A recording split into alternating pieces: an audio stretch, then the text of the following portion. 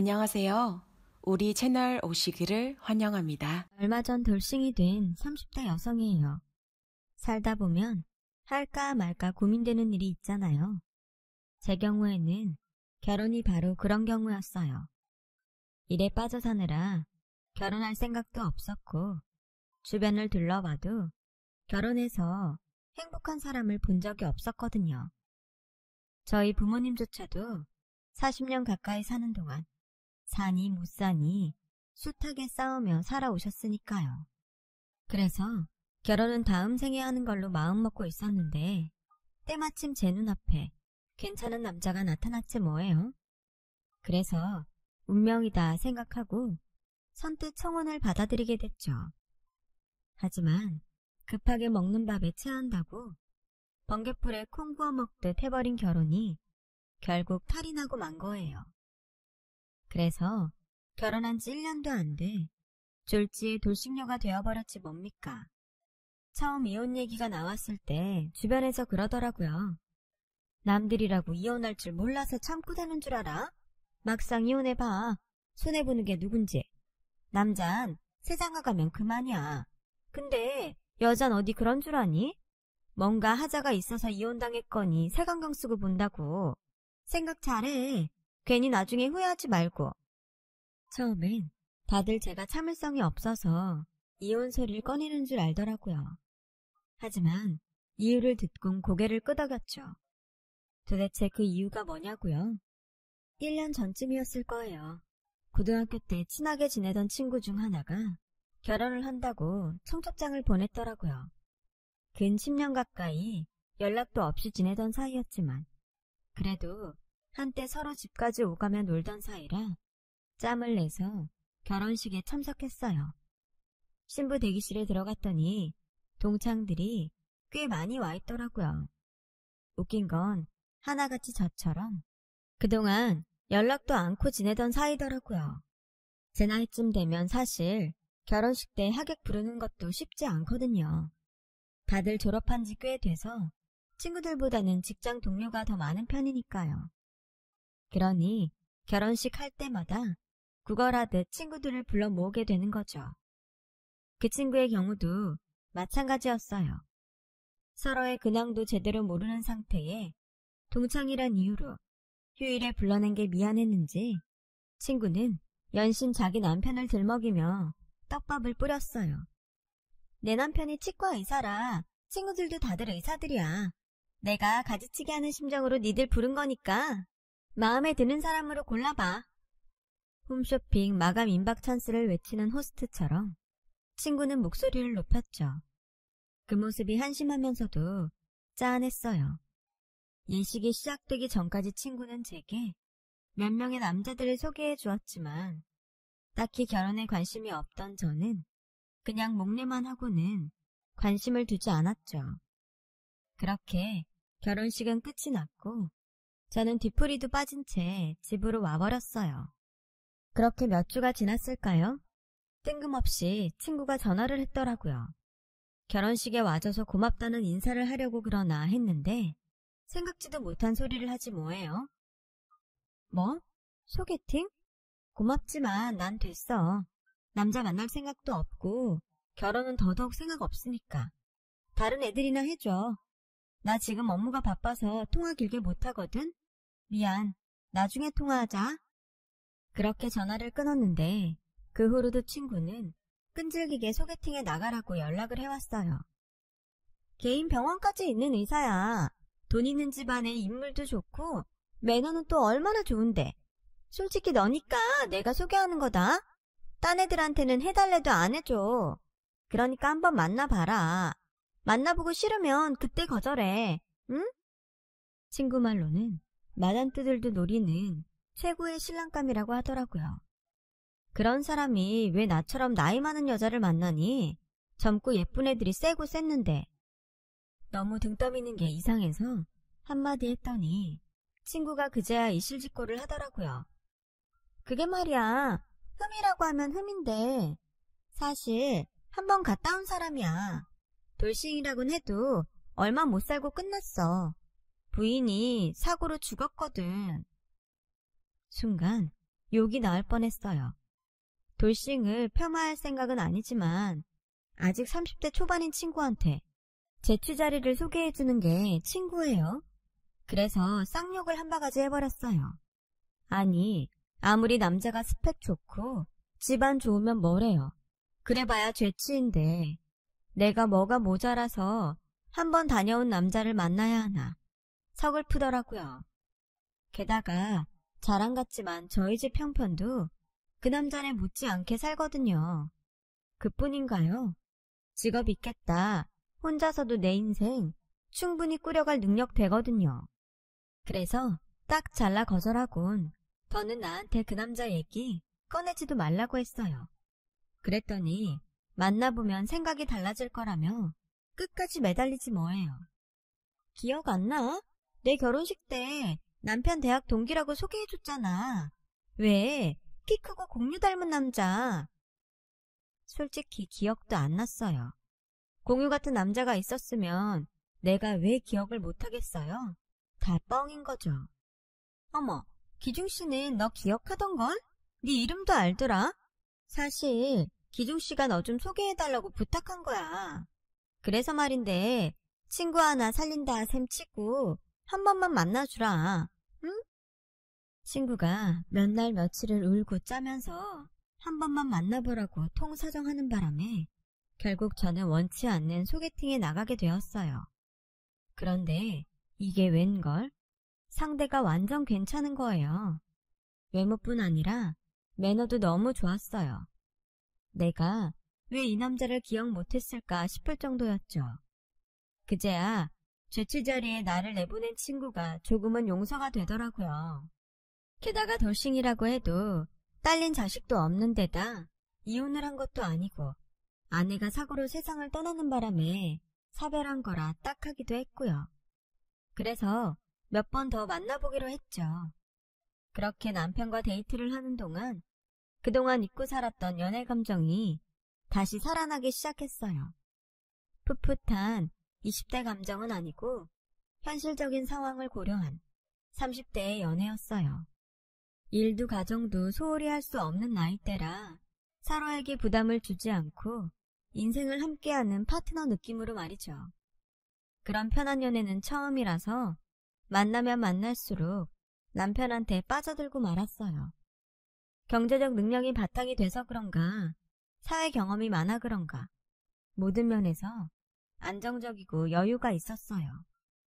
이런 남자라면 인생을 함께해도 괜찮겠다는 확신이 들 정도였죠. 그래서 이 남자랑 결혼을 하기로 마음을 먹었던 것 같아요.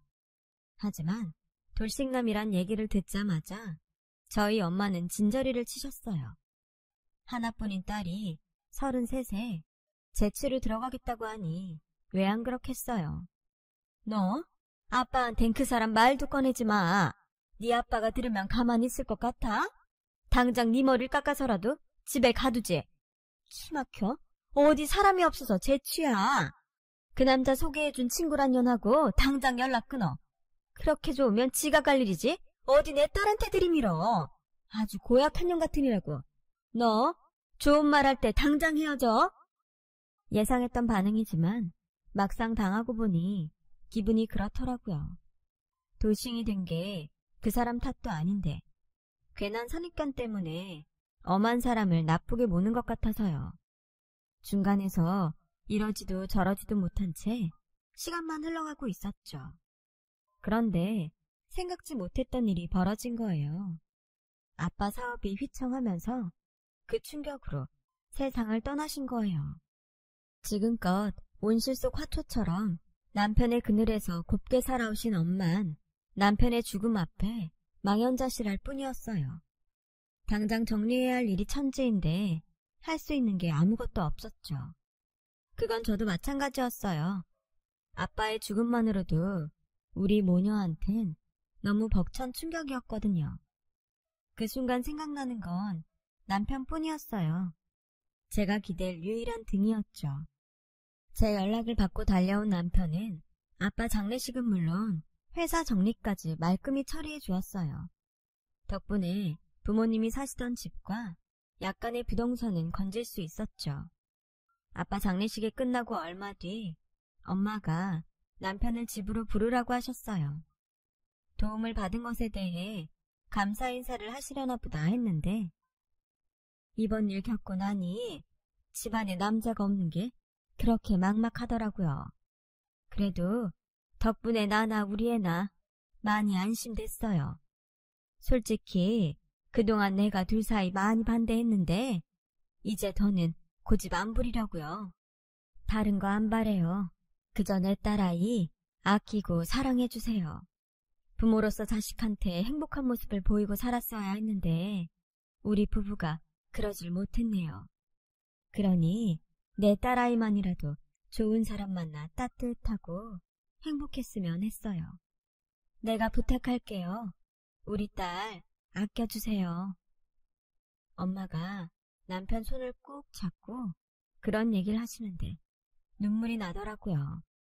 엄마가 누구한테 고개를 숙이는 것도 처음이었고 그게 나를 위해서라는 사실에 미안하고 고마운 마음이 커서 그랬던 것 같아요.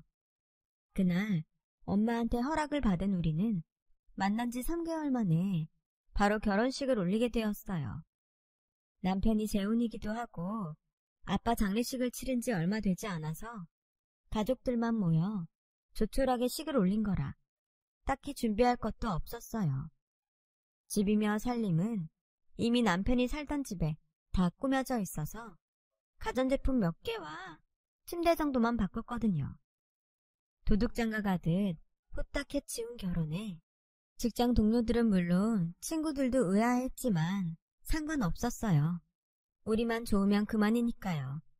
게다가 제가 재취자리로 간다는 말에 혀를 차던 집안 어른들도 남편을 보곤 더 이상 아무 말 안 하시더라고요.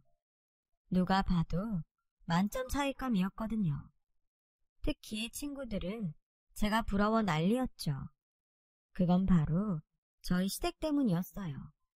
아버님은 몇 년 전에 세상을 떠나시고 어머님은 큰아들 내외와 미국에 살고 계셨거든요. 그래서 시집살이 걱정은 1도 없었죠. 제사며 명절 스트레스 없는 소위 말해 최고의 시댁이었어요. 부러워서 그랬을까요? 제게 남편을 소개해준 친구가 글쎄 이러는 거 있죠. 너 이 결혼 정말 괜찮겠어? 정말 후회 안 하겠냐고. 언제는 만나보라고 등 떠밀더니 결혼했다니까 이제 와서 이딴 소리를 하는 이유를 모르겠더라고요. 아무리 부러워도 그렇지 막 결혼한 친구한테 그게 할 소리냐고요. 그래서 쟤랑은 다시는 상종 말아야지 생각했어요.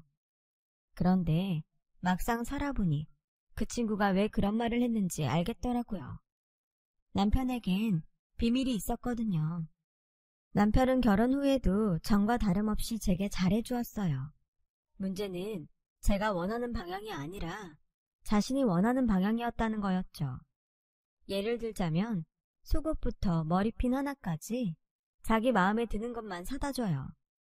남편이 기껏 생각해서 사다 주는데 호강에 겨워 유감 깨는 소리 하는 거 아니냐고요? 글쎄요. 근데 그게 좀 다른 느낌이었어요. 마치 너는 내 아내니까 내가 원하는 모습이 되어야 한다.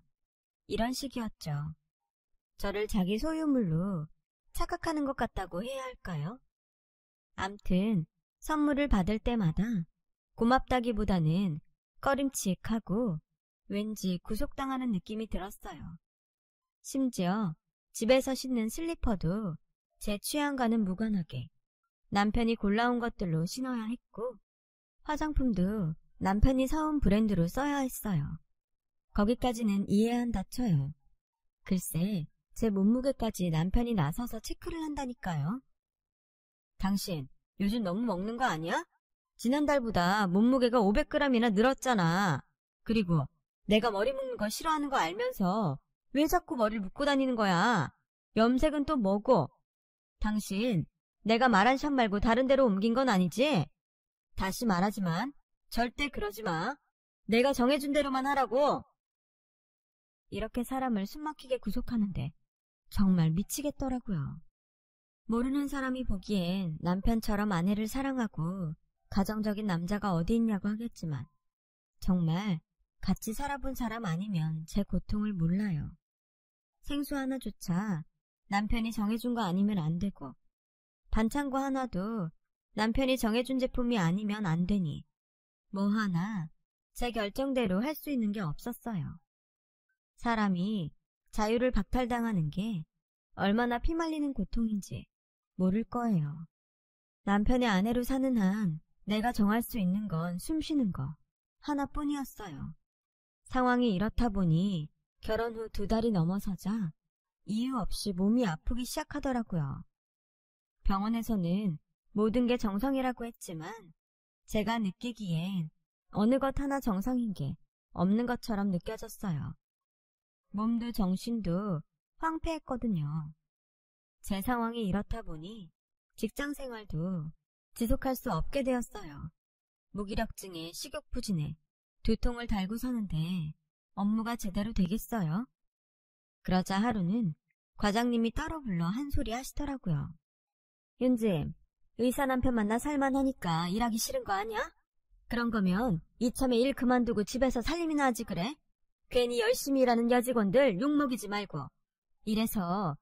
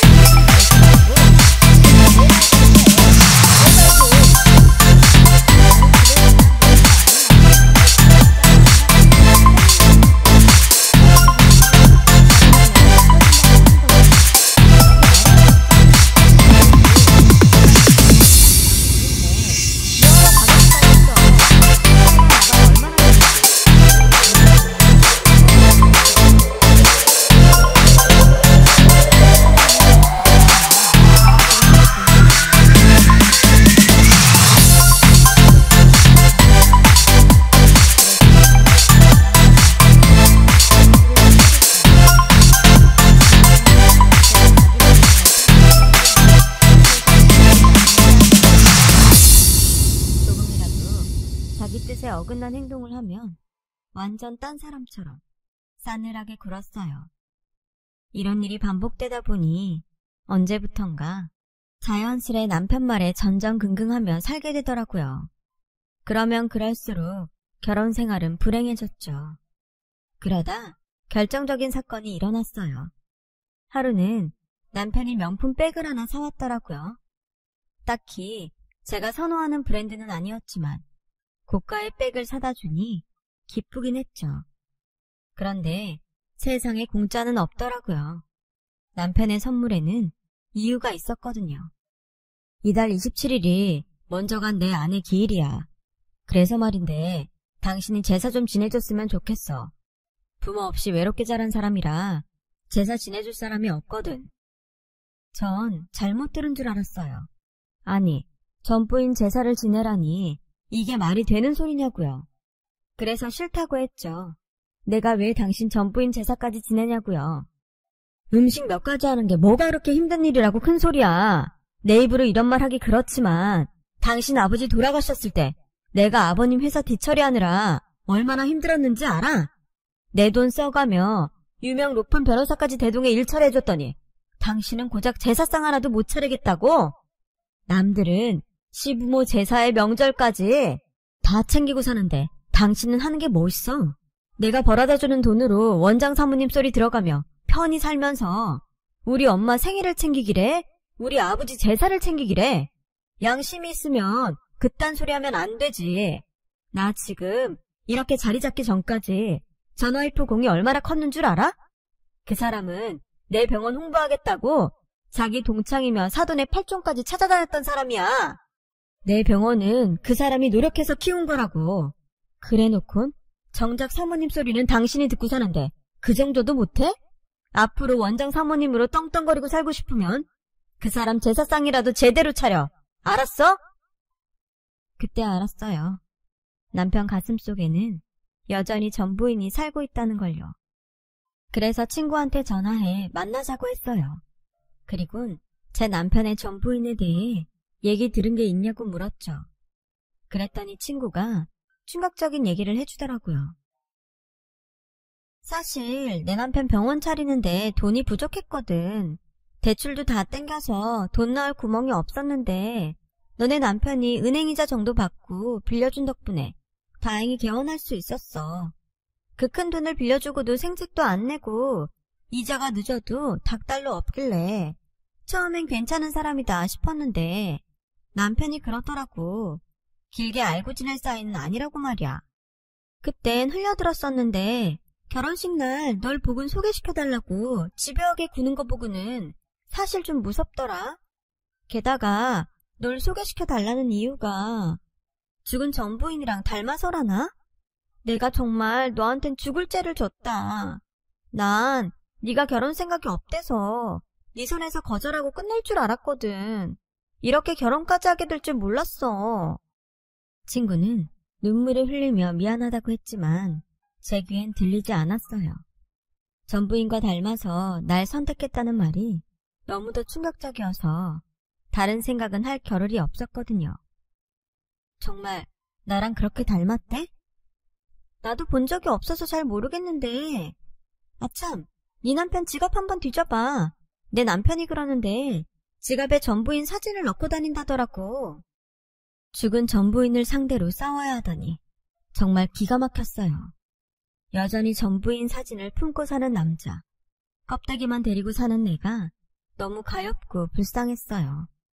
애초에 이런 결혼 따위는 하는 게 아니었는데 쉽게 마음을 준 내가 바보였어요.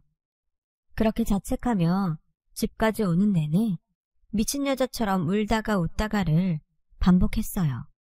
그리곤 집 주차장에 세워진 남편의 차를 보니 정신이 확 들더라고요. 그래서 화장을 고치곤 집으로 들어갔어요. 퇴근하고 돌아온 남편은 욕실에서 샤워를 하고 있더라고요. 그래서 얼른 남편 양복을 뒤져 지갑을 꺼냈어요. 그런데 아무리 뒤져도 사진은 없더라고요. 그때였죠. 주민등록증 뒤에 살짝 삐져나온 종이가 보이더라고요. 죽은 전부인의 사진이었어요. 사진을 본 저는 경악할 수밖에 없었죠. 저와 비슷하게 생긴 전 부인의 얼굴도 놀랐지만 그보다 그녀의 헤어스타일과 입고 있는 옷, 가방과 구두가 온통 남편이 제게 사준 것과 같았거든요. 그동안 이 인간은 저를 죽은 아내 복제품 정도로 취급했던 거였어요. 내 취향과는 다른 옷이며 액세서리를 입고 쓰게 했던 것도 그런 이유였죠.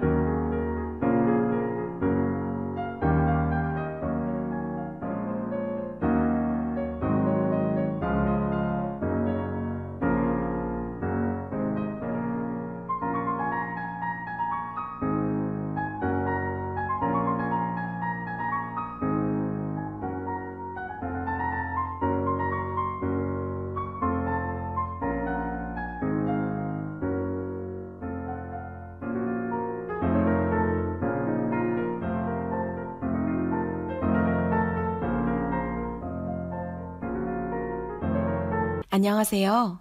우리 채널 오시기를 환영합니다. 소름이 쫙 끼치면서 화가 머리 끝까지 올라 정신을 차릴 수 없더라고요. 그래서 주먹을 부르르 떨고 있는데 마침 욕실에서 나온 남편이 제 손에 들린 전부인 사진을 보곤 기겁하더군요.